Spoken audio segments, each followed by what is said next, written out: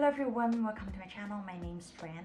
In this channel, I make educational videos on healing trauma and everything about mental health. When I was trying to name this video, I couldn't find a better name to describe it, so I just directly quoted from Alice Miller in her book, The Drama of the Gifted Child, where she described grandiosity and depression as two forms of denial. In this video, I wanted to expand a little bit further and talk about narcissism, the truth of narcissism, and how grandiosity and depression are the two sides of the same coin. So let's jump right into it.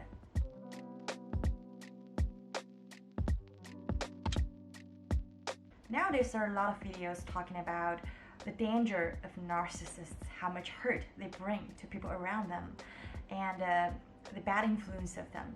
And I'm not making this video to deny that, because I've been on the other side. I have been abused by my dad, and he is extremely cruel and selfish and has done a lot of damages to me and my mom. And this video is not to rationalize what they've done, but the truth of narcissists is that they themselves have unhealed wounds. So their grandiose, their like egocentric kind of side is the defense against weakness and vulnerability, because being weak, being vulnerable might be too much for them, like causes too much pain for them when they were a child. So there's a split. They tend to bury the tender part of themselves, the vulnerable, the weak part of themselves. They bury the despised part deep down under their subconscious, meaning that they don't really want to admit that they have this weak side. So this split causes them to act in a grandiose way, because it gives them a sense of power. It gives them a sense of control. It makes them feel like, well, I'm so powerful, I'm so perfect, nobody can hurt me. So I'm gonna go around and hurting people and abuse, control people so that I can use them to my advantage. This split also causes them to be extremely hungry for admiration, because they confuse admiration with love. Their constant high performance makes them maintain this false hope, this illusion that, while I have been constantly getting love, getting attention, getting care, and getting respect, I'm finally being taken seriously, which was an unmet need from their childhood, which was supposed to be met by their parents, but they were never met. So they are left with this extreme hunger for admiration, because they thought that was love. But everything is temporary, even though the achievement, right after the hype, depression will finally surface. Maybe when they find out that they are not as perfect as they are, they may find out that they have this false sense of self, that people like them, but they know that's not true. The external image that they created is not who they are, and they didn't know it. So that's why this sense of futility and hopeless and helpless gonna surface after the hype, and then they're gonna enter this depression phase. So grandiosity and depression, they are basically the duality for narcissism. When we're talking about narcissists, those two sides cannot be separated, even though their other side is less known to you, but it exists. To make more sense, you can think of this successful celebrities and businessmen and singers, musicians, and all that in the external world. A lot of them, they have diagnosed or undiagnosed bipolar disorder, meaning that they alternate between this hype, this, well, I'm top of the world, to depression phase, where they find themselves utterly broken and useless and worthless, to the external world, to a point that they have to use substances to numb their pain, or they have to go extremely, highly dangerous activities just to prevent them from feeling the pain that's surfacing after the hypes that they receive, the admiration they receive from the public. To the less extreme side, you may think of people in your life who are extremely striving and competent. Maybe their depression phase is less known to you, but you can sense that they have this highly judgmental, critical, and contemptuous attitude toward people around them, especially people who are weak.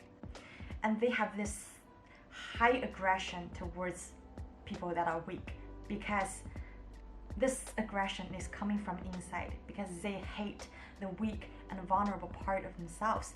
They hate that they have this imperfect side, so they have to bury it deep down to their subconscious. The hate and denial, they were targeted towards the vulnerable parts of themselves that they disowned a long time ago from their childhood.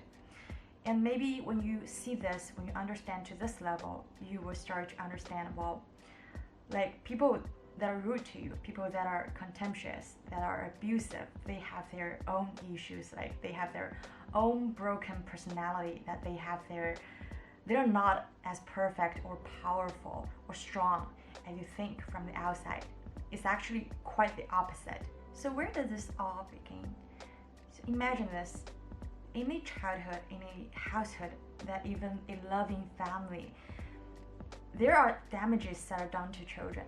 When parents require children to be in a certain way, to do things in a certain way, children, they cannot separate who they are from what they do. So they thought it's not their behaviors that went wrong, it's who they are that are bad. So when children sense that they are not okay, when they sense that this environment that they have to grow up in, that they depend on for life, do not provide this unconditional love and regard to them. They start to adapt. That's the only way they know of how to survive, of how to maintain the illusion that, well, if I perform better, if I have better qualities, if I do things in a certain way that my parents want me to do, then I can finally be loved and be taken seriously. So in households where children are not provided with this loving place to develop this authentic self, they start to develop this pseudo-self, this false sense of self. It's not who they are. It does not reflect their true needs and emotions and their temperaments. It reflects fear. So they have to have this imagined sense of self, some standards that they have to meet. They have to be extra good, they have to be perfect. Being imperfect is not okay at all, because it means no love. It means that parents won't give them the attention and love they desire for a child to survive. So those people grow up, they are prone to be narcissists because they base their true value on external things, on external validation, on how much qualities they possess, on how much fame they gain, on how much achievements they make, on how much, attention they get from the public. It basically sets up the tone for their later adult life, where they have to devote their whole energy into maintaining this facade, into being extra good, to constantly highly achieve, to constantly getting attention, because no attention, no admiration means no love. It's like addiction that they cannot stop, because when they stop, depression surfaces. The moment when they realize that they're not perfect, people don't constantly give them this attention. When they fail at certain aspects that they thought they were good at, they broke down. The depression surfaces, and this shaky sense of self resurfaces to a point that they cannot handle, and they have to constantly do things to create this cycle, fluctuating between this grandiose state and depressive phase. Ironically, it's in depression that those people start to seek therapy. They start to realize that something's wrong.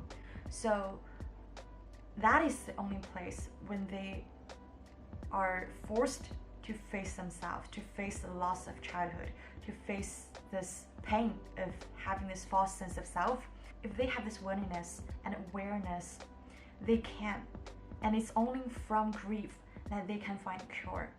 They can try to mourn the losses from childhood, the love, the attention, the understanding, respect, and accompanying from the parents that they never got. It's only from there, only from the facing the pain, that they can get out of narcissism. Actually, in reality, everybody has two sets of self. The first set of self is who you are, from your needs and emotions, like what you like, what you don't like, what your values are of life and stuff. And there's another set of self, which is the imagined, idealized self, the standards that you wanted to achieve, the standards you wanted to meet, like who you want yourself to be.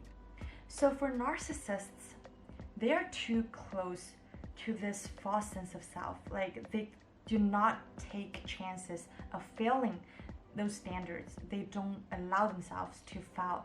And in short, from that perfect self-image, the perfect self, like the facade that they wanted to achieve. But for people who have this healthy sense of self, of course they have this imagined, idealized version, but they are more in touch with reality, with who they are. So they tend to honor their true needs and emotions.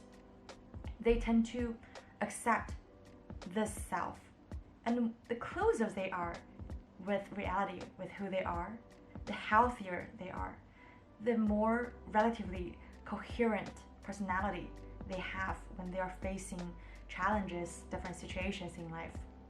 So for narcissists who wanted to heal, I would definitely recommend you to really first drop the need, drop the compulsive need to seek attention and admiration, to fulfill this false image. You need to really face yourself. You need to know your reality. You need to be by yourself to know what your needs and emotions are to heal. Because it's only from this getting in touch with this being grounded in reality that you can start to realize, well, I have gone through shit. I was not treated so well in my childhood. I had my problems. I tend to hurt people around me. I cause hurt because of what was done to me. And it's only from here, from this willingness and awareness to get in touch with the reality, with the real self, that you narcissists can heal. Alright everyone, I hope this video is helpful. If you like it, please give it a thumbs up. If you wanted to see more videos like this, please subscribe, and I'll see you next time. Bye bye.